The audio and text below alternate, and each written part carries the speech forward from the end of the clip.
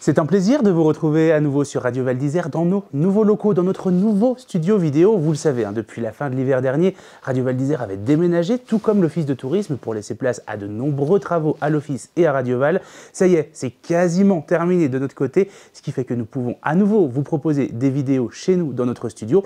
Et pour cette première interview dans le nouveau studio de Radio Val d'Isère, nous invitons le maire Patrick Martin. Bonjour.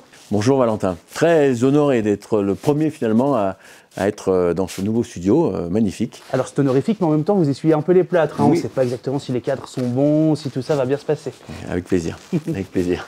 Le sujet aussi qui nous intéresse aujourd'hui, c'est un sujet d'envergure, puisqu'on va parler des Jeux Olympiques de 2030, sujet qui en fait déjà couler beaucoup d'encre depuis l'automne maintenant.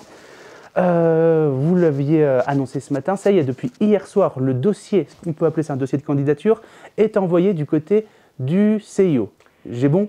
Non, pas tout à fait, Valentin. Bon. Je vous rappelle l'historique. Val d'Isère était pressenti, et même sur des cartes, pour être ville hôte de certaines épreuves, en tout cas des slaloms hommes et femmes des Jeux Olympiques.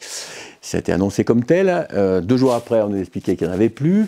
Il y a eu des échanges, notamment importants avec le président de la région, qui est venu au moment du critérium et qui nous a dit, puisque le CEO nous écrit, le CEO a écrit, qui donnait des directives, mais que c'était l'organisateur, en final le comité d'organisation, qui choisissait les sites où les épreuves devaient avoir lieu. Et le président Wauquiez nous a demandé de préparer un dossier expliquant, rappelant la capacité de Val d'Isère à faire des épreuves, à les organiser et à travailler dans les 3 axes importants que demandait le CIO, pour le coup, des jeux durables, une expérience athlète qui soit ouverte à tous et pas seulement aux grandes nations, et une capacité à faire de manière durable avec des coûts plutôt limités.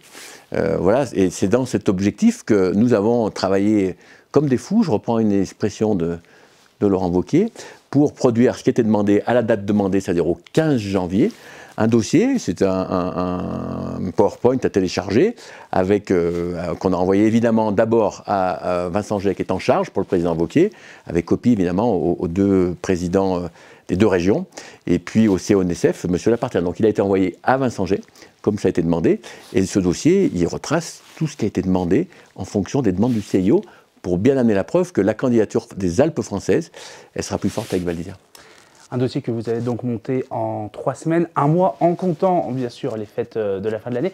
C'est un gros travail qui a été fait de la part des services. Oui, absolument, et je tiens à les remercier.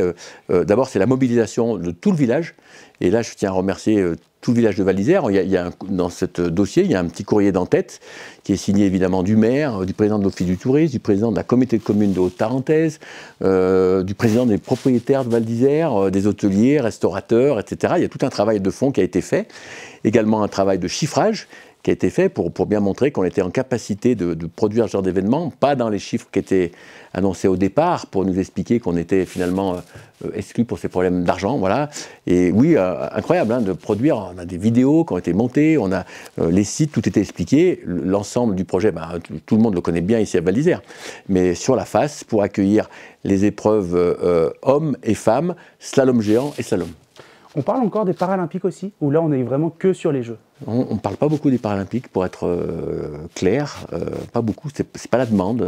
Tout début, en septembre 2023, c'était un package, en quelque sorte. La demande, et qui était bien entendable pour les Jeux Paralympiques, c'est de courir les épreuves au même endroit que les valides. Voilà, là, non. Non, on n'a pas entendu parler, c'est après s'il faut, mais on a beaucoup travaillé en termes de chiffrage, d'organisation, de réceptifs, de production télé, etc., sur la période vraisemblablement de la 2e semaine des Jeux Olympiques en 2030. Souvent, c'est la quinzaine du milieu du mois de février. Justement, le chiffrage, je me souviens vous avoir interviewé le premier jour de la saison, quand on avait appris que Val d'Isère n'était plus sur la carte, vous aviez annoncé le coût d'un site supplémentaire pour des Jeux d'hiver. Je ne me souviens plus du prix. C'était dans les 30 millions d'euros. On a dit entre 30, puis après moi j'ai entendu 60, c'est même monté jusqu'à 80. Donc on a été surpris, on a fait ce travail, mais qui était, non pas à la louche, qui est très sérieux, mais on arrive sur des sommes qui oscillent entre 17 et 18 millions d'euros pour produire les épreuves et puis les diffuser, et puis tout le réceptif. Grosso modo, c'est cette somme-là qui sera affinée. On est en 2024, on est dans 6 ans, il y aura une inflation, il y aura des choses comme ça, mais de manière cadrée, voilà ce qu'aujourd'hui, si on nous donnait cette somme, on serait capable d'organiser ces 4 épreuves de cette manière, avec ce montant-là. Donc c'est moins que les chiffres qui avaient été annoncés, mais c'est quand même une grosse somme. Comment on explique que ça coûte aussi cher? Parce que le critérium que l'on fait tous les ans, ça coûte cher, mais ça coûte moins cher. Heureusement, Valentin, parce que si ça coûtait cette somme-là, je pense que... non, parce que tout est beaucoup plus grand. Hein. Je veux dire, un championnat du monde, on a l'expérience de 2009, c'est déjà quelque chose de costaud. Un critérium aussi, là, on est sur des dimensions qui n'ont rien à voir. En termes de production télé, en termes de dimension, par exemple, de la tribune, on nous demande une tribune de 3500 places. Il faut bien imaginer que la tribune, au moment du critérium, elle fait 455 places. Donc c'est une tribune qui est quand même plus importante. Pourquoi la met où une tribune à 3005? On la met accolée au centre aquasportif, en reculant un peu sur l'esplanade où se garent souvent les camions. On a une vidéo qui a été produite, elle monte assez haut. Et elle permet d'accueillir 3500 personnes dans cet espace collectif. Alors, pour les plus anciens, je dirais, il faut se rappeler de ce que c'est 92, hein, notamment, où il y avait, moi je m'en rappelle, le jour de la descente, il y avait 35 000 personnes présentes au pied de la face, dans la tribune, dans l'espace qu'on connaît au moment du critérium, et puis ça remontait en direction du sommet du télésiège. Hein. Donc oui, il faut être prêt à accueillir beaucoup de monde, parce qu'il y a des spectateurs, évidemment, et puis il y a des tas de sponsors qui veulent inviter des gens, etc. Donc c'est pour ça que l'histoire notamment des hospitalités est très importante. Où on va dormir et à quel prix. Mais sur cette somme-là, il n'y a pas de gros investissements apportés, puisque je crois que c'est l'une des forces que vous avez montré de Val d'Isère. Tout est déjà là, tout est déjà prêt, on a déjà les infrastructures, on aura peut-être d'ici 2030 le bâtiment de l'ancienne piscine qui sera sorti de terre, on a le centre des congrès, le centre aquasportif, tout est déjà prêt. Valentin, tu as très bien résumé, tu aurais pu le monter le dossier à notre place, mais oui, c'est ce qui fait notre force. C'est notre capacité à faire régulièrement dans l'installation, et tu l'as rappelé, bien sûr que l'ex-piscine, d'ici 6 ans, elle aura été refaite. On a déjà bien avancé, hein, puisqu'on est en train de choisir le candidat qui va mener à bien cette rénovation. Donc on a tout, on n'a pas à construire. On a même eu des accords des hôteliers, je le rappelle, du Club Méditerranée, qui pourraient être ciblés pour accueillir les athlètes. Donc il n'y a donc rien à construire.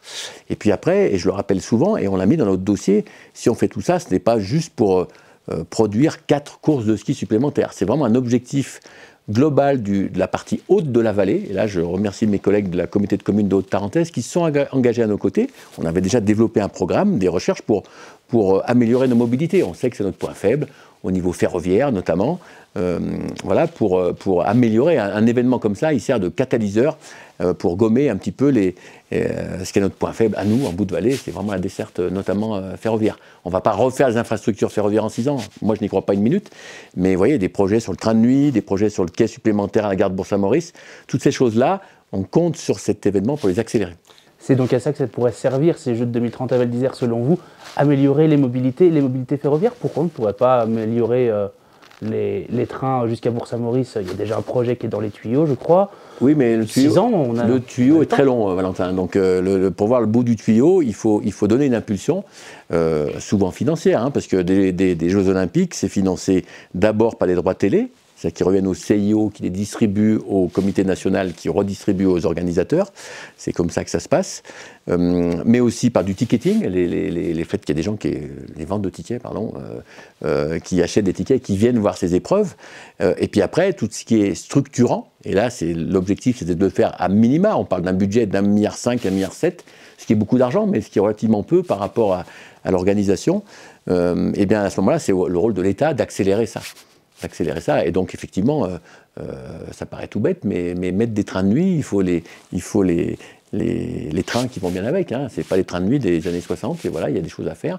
Le quai à Bourg-Saint-Maurice pour accueillir un deuxième train de nuit, donc ce qui permettrait de monter grosso modo à 1500 personnes par jour, il faut le construire. Et ça va permettre d'accélérer.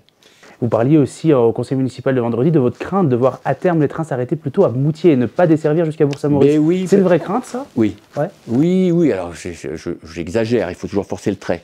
Mais globalement, on a bien vu qu'il y a eu des grosses rénovations portées pour les championnats du monde de l'année dernière sur la gare de Moutier. On a vu qu'il y a eu un événement malheureux qui a coupé la voie, voilà, ça se multiplie. Et le risque, c'est d'avoir des dessertes à Bourg-Saint-Maurice qui soient moins nombreuses, moins étalées dans le temps. Et puis à terme, voilà, on a vu des transferts en train en bus depuis Moutier. Voilà, il faut juste rappeler qu'on est là, qu'on est une économie importante, qu'on est une montagne habitée et qu'on a besoin de mobilité pour nos clients et nos touristes, mais aussi pour nos habitants.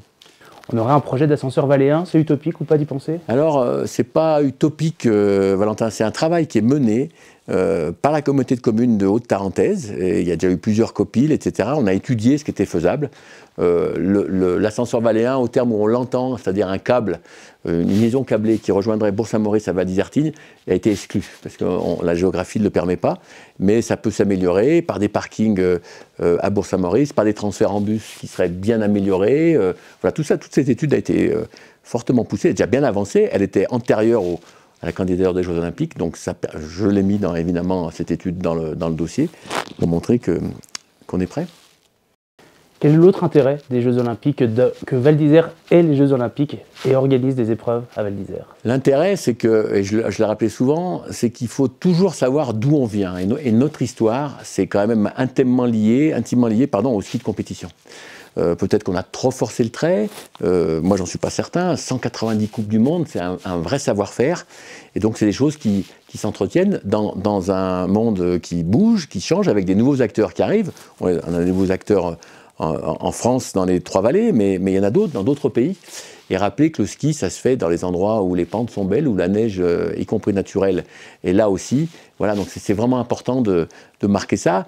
Moi, j'ai eu une phrase un peu définitive, mais qui consiste à dire, ce sont sans doute, sachant qu'il y a une rotation d'à peu près 40 à 50 ans, ce sont sans doute les derniers Jeux Olympiques d'hiver organisés en France. Si les suivants doivent être en 2080, personne ne peut prédire ce qu'il en est. De ne pas être Val d'Isère dans ce dossier-là, mais c'est tout mon combat, et c'est pour ça que ce dossier a été monté, pour bien faire valoir que cette candidature française, elle sera plus forte avec nous. On l'a déjà vu avec des manifestations du côté d'Albertville, du côté de Chambéry, des oppositions à ces Jeux d'hiver avec les no-JO qui disent 15 jours de fête, 15 ans de dette. Est-ce que c'est un message que vous comprenez? Franchement, non. Franchement, non, Valentin, je ne le comprends pas. On peut, moi, je le dis assez souvent, je suis assez ouvert, je rencontre un certain nombre d'associations, France Nature Environnement, le comité local de développement, Bien Vivre en Tarentaise. J'ai croisé, je l'ai rappelé au Napoléon l'année dernière, Camille Etienne, qui était venu. Moi, je discute, j'échange, je lui dis d'ailleurs, je ne suis pas d'accord avec tout. Mais ce qui fait du liant pour une société, c'est des grands événements. Et on a cette culture-là en France. Voilà. Et ma posture, j'insiste, c'est qu'à partir du moment où la France, à travers 2 régions, est candidate à des Jeux Olympiques d'hiver, compte tenu de notre spécificité, de notre situation géographique, notre histoire, je tiens à démontrer qu'avec ce dossier qu'on envoie, on a toute notre place. Après, sur le fait de ne pas organiser, voilà, je bats ma culpe, Valentin, peut-être c'est l'objet d'un vieux monsieur qui parle, mais je suis allé courir le marathon à Berlin. Il y avait 60 000 personnes de 137 nationalités différentes. C'était une communion incroyable. Et j'étais fier, non pas du résultat pour le coup, mais de courir avec des gens de Taïwan et des gens d'Afrique du Sud, etc. La finale de la Coupe du Monde de rugby, qui était évidemment décevante aussi en termes de participation, la France n'était pas là. Mais il y avait dans ce stade une espèce de communauté. Et je trouve que dans un moment où un monde est plutôt tendu, on le voit bien avec les événements en Ukraine, en Israël, en Palestine, et peut-être à Taïwan ou en Chine, on ne sait pas trop, d'avoir des moments de célébration plutôt apaisés, du sport notamment, je peux comprendre qu'il y ait des restrictions ou des gens qui soient opposés à ça, mais là on est sur l'objectif, c'est de faire des choses durables et dans des budgets qui soient plutôt maîtrisés. On n'est pas du tout dans les choses pharaoniques. Mais durable, forcément, quand on fait venir des gens de l'autre bout du monde et des 4 coins du monde, ça ne peut pas être durable. C'est notre métier. C'est notre métier, oui, Valentin, de faire ça. C'est notre métier. C'est la première voilà, moi, cause d'émission chez nous. Quand il y a beaucoup de communication sur les réseaux sociaux qui sont faites, c'est aussi un vecteur de consommation d'énergie incroyable aussi. Ouais. Donc on peut rester chez nous, dans notre coin. Moi, je ne crois pas à ça. Je crois beaucoup aux rencontres, aux échanges. Et ces Jeux Olympiques, ça peut être l'occasion de faire ça. Après, qu'on doive discuter, changer, je crois que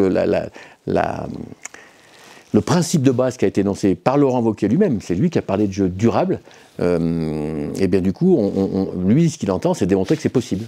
C'est possible. Mais oui, Valentin, dès qu'on réunit 2 personnes pour venir dans le studio, j'ai marché 700 mètres, ça a forcément consommé un peu d'énergie. On est éclairé par des lumières. On est éclairé par des lumières qui consomment, etc.